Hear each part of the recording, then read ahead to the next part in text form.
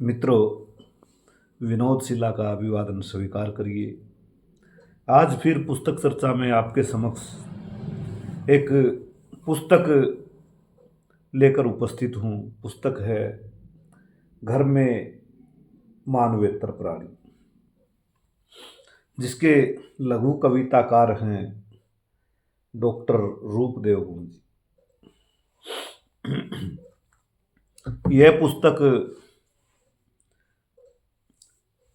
बाल लघु कविता संग्रह है।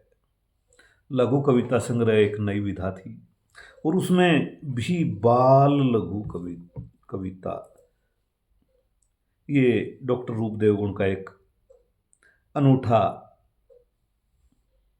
प्रयोग है। प्रयोग धर्मी है डॉक्टर रूपदेव गुण, नए नए प्रयोग करते हैं। यह पुस्तक आनंद कला मंच पब्लिकेशन भिवानी से प्रकाशित है। इसमें 104 पृष्ठ हैं और 104 पृष्ठों में 45 लघु कविताएं हैं और पुस्तक का मूल्य है 100 रुपये। यह पुस्तक डॉक्टर रूपदेव गुण ने प्रतिष्ठित साहित्यकार श्री मधु आचार्य आशावादी जी को सादर समर्पित की है। इस लघु कविता की विशेषता है कि इस लघु कविता संग्रह की विशेषता है कि यह लघु कविता संग्रह मानवेतर प्राणियों से संबंधित लघु कविताओं का एक बाल लघु कविता संग्रह है, जिसमें बहुत से जीव जंतुओं के बारे में लघु कविताएं हैं। ये हैं गाय, भैंस, बिल्ली, कुत्ता, मुर्गा, चूहा, मक्खी, मच्छर, मोर, चिड़िया, हम कबूतर, हमारे आसपास, मानव के आसपास, मानव के घर के आसपास या मानव के घर में रहने वाले मानवेतर प्राणियों के बारे में लघु कविताएं हैं। और निसंदेह महानगरों में, शहरों में रहने वाले बच्चे इस लघु कविता संग्रह से पशु पक्षियों के बारे में महत्वपूर्ण जानकारियां प्राप्त कर सकते हैं। इनमें से कुछ लघु कविताएं आपके साथ साझी करूंगा। पहली ही लघु कविता है उसे लगता है अच्छा। कुछ हैं ऐसे मानवेतर प्राणी जिनको है पसंद रहना मानव के साथ। मानव भी इनमें से कईयों का करता है लालन पालन। उसे लगता है अच्छा इन्हें अपने पास रखना। इस संग्रह में कुछ ऐसे मानवेतर प्राणियों का चर्चा मिलेगा लघु कविताओं में, जिन्हें मानव के नज़दीक रहना पसंद है और मानव को भी उनका पालन पोषण करना पसंद है।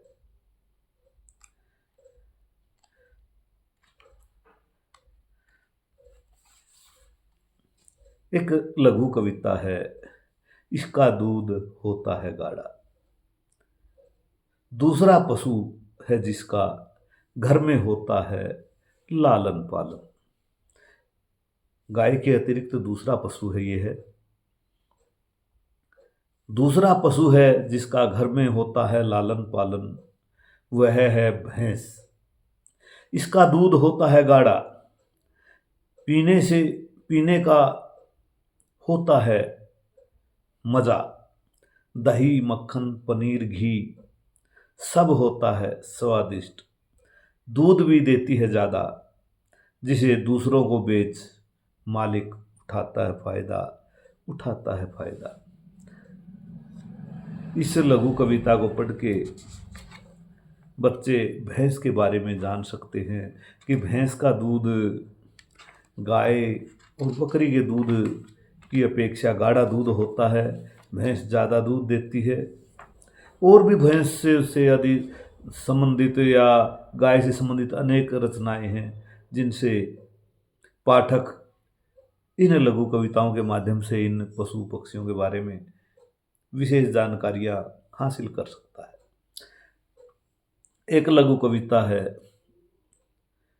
बच्चों के लिए है फायदेमंद। घर में लोग रखते हैं बकरी, घर में लोग रखते हैं बकरी दूध के लिए। दूध होता है इसका पतला, लेकिन बच्चों के लिए है बहुत फायदेमंद। यह है बहुत जल्दी पचता, जो लोग नहीं रखते गाय भैंस, उन्हें पड़ता है इसका दूध बहुत सस्ता। बकरी के दूध के फायदे बच्चों के लिए उपयोगी है, और बकरी का पालन पोषण भी कम खर्चे का होता है। बहुत सुंदर जानकारी दी है इन लघु कविताओं के माध्यम से। एक लघु कविता और है, लगते हैं बहुत प्यारे। मुर्गी सेती है अंडे, मुर्गी सेती है अंडे, जिनमें से निकलते हैं चूजे, जो भागते फिरते हैं इधर उधर। लगते हैं बहुत प्यारे, उन्हें क्या पता एक दिन हमें भी पड़ेगा कत्लगाह में होना शामिल, और लोग करेंगे उनके मांस का सेवन।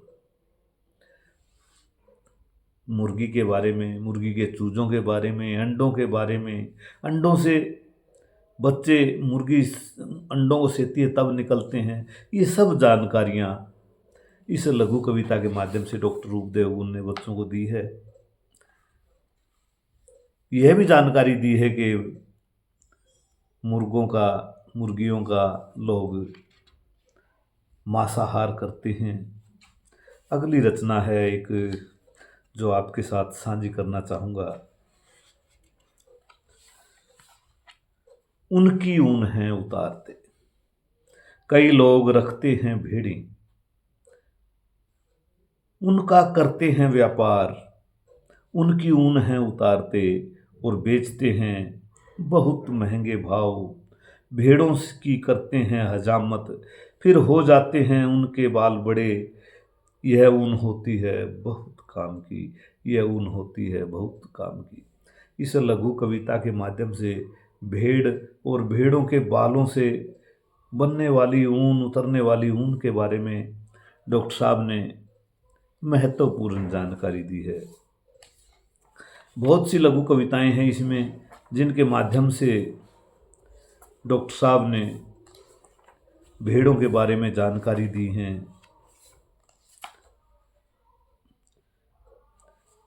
कुछ लघु कविताओं में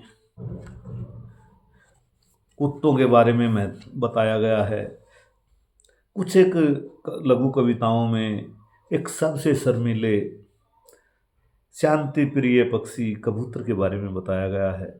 देखिए, कबूतरी देती है अंडे, कबूतर कबूतरी रहते हैं घर में, घूमते रहते हैं कभी टंकी पर तो कभी कहीं और। कबूतरी देती है अंडे, जिनमें से निकलते हैं सुंदर प्यारे बच्चे। कबूतरी करती है उनका पालन पोषण, और कबूतर भी करता है सहायता, कबूतर भी करता है सहायता। कबूतर कबूतरी और उनका परिवार हमारे घरों में रहता है, हमारे आसपास रहता है। इस संग्रह में डॉक्टर रूपदेव गुण ने कुछ लघु कविताओं में बिल्ली का चर्चा किया है। बिल्ली से संबंधित है कुछ लघु कविताएं। यहाँ है मेरा अधिकार, बिलाओ कभी कभी देता है दिखाई घर में, बिलाओ कभी कभी देता है दिखाई घर में, पर बिल्लियाँ तो रहती हैं, पर बिल्लियाँ तो रही होती हैं घूम। कभी खा जाती हैं चूहे चूहियों को, तो कभी म्याऊं कह मांगती हैं दूध। वे डरती हैं मानव से और समझती हैं यहाँ है मेरा अधिकार, समझती हैं यहाँ है मेरा अधिकार। बिल्लियाँ जिस घर में रहती हैं, जिस घर की पालतू होती हैं, वहाँ निसंदेह बिल्लियों का अधिकार होता ही है। बहुत सुंदर लघु कविता के माध्यम से बिल्ली के बारे में डॉक्टर रूपदेव गुण ने पाठकों को जानकारी दी है। एक और लघु कविता है, दीवारों पर घूमती हैं। छिपकलियां रहती हैं घर में, खा जाती हैं मच्छरों को। कभी हैं छिप जाती अलमारियों के पीछे, तो कभी रहती हैं दीवारों पर घूमती। बच्चे हैं डरते इनसे, पर ये कहती नहीं उन्हें कुछ भी, ये कहती नहीं उन्हें कुछ भी। निसंदेह हमारे घरों में छिपकलियां भी हमारे इर्द गिर्द रहती हैं, जो न कोई कि शोर करती, न शराबा करती, न इंसान के किसी काम में व्यवधान डालती, जिनके होने न होने का हमें पता ही नहीं चलता कि हमारे आसपास छिपकलियां भी रहती हैं। एक लघु कविता और है, इस संग्रह की अंतिम लघु कविता है, उस समय वह लगता है। मोर भी रहता है पेड़ पर कभी कभी आ जाता है छतों पर। आकाश में अगर हों बादल, तो वह फैलाकर अपने पंख है नाचता। उस समय वह लगता है बहुत सुंदर, और अलग सा बन जाता है दृश्य, अलग सा बन जाता है दृश्य। मोर वास्तव में कुदरत ने एक बेहद खूबसूरत प्राणी बनाया है। मोर के बारे में बड़ा सुंदर चर्चा किया है डॉक्टर रूपदेव गुण ने। इस लघु कविता संग्रह की एक और खूबसूरती है, एक और विशेषता है, प्रत्येक लघु कविता से पहले उस लघु कविता से संबंधित चित्र दे रखे हैं। इन प्राणियों के अतिरिक्त जूं, मच्छर, मक्खी और बहुत से जीव जंतुओं के बारे में चर्चा की गई है। इस लघु कविता संग्रह को, इस बाल लघु कविता संग्रह को पढ़कर बच्चे निसंदेह लाभ उठाएंगे। उन्हें जीव जंतुओं के बारे में, जो हमारे घरों में हमारे आसपास जीव जंतु रहते हैं, उनके बारे में अवश्य लाभदायक जानकारी मिलेगी। और बाल साहित्य लिखना कोई आसान काम नहीं है। बच्चों के मन के स्तर तक खुद को जाना पड़ता है, लेखक ने खुद ने बच्चा बनना पड़ता है, तब बाल साहित्य का सृजन हो सकता है। डॉक्टर रूपदेव गुण ने इस बाल लघु कविता संग्रह के माध्यम से बाल साहित्य लिखने का सफल प्रयास किया है। इसके लिए उन्हें बधाई। आप भी बाल साहित्य पढ़िए, डॉक्टर रूपदेव गुण की यह बाल लघु कविता संग्रह पढ़िए। घर में मानवेतर प्राणी, आपको भी निसंदेह अच्छा लगेगा। इसी के साथ इजाज़त दीजिए विनोद सिल्ला को। फिर किसी समय अन्य पुस्तक के साथ आपके समक्ष पुस्तक चर्चा में उपस्थित होऊंगा।